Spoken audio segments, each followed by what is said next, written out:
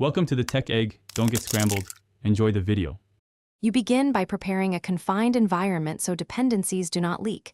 Create a venv and activate it. Install Python 3. 11 Plus and the framework you chose, for example Fast API for async speed or Flask for simplicity.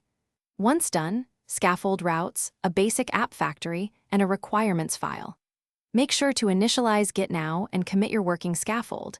This saves time and gives you a rollback point. You will iterate from this reproducible baseline. You now implement the core.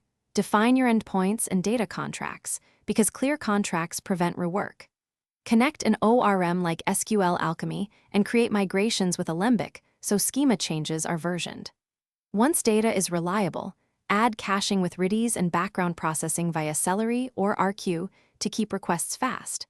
Make sure to add authentication using JWT or OAuth2 and centralize config. Then write tests that exercise main flows.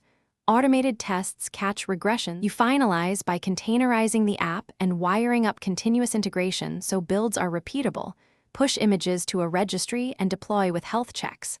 Once live, add structured logging, metrics, and alerts so you know when performance slips. Run load tests and configure graceful shutdowns to avoid losing requests.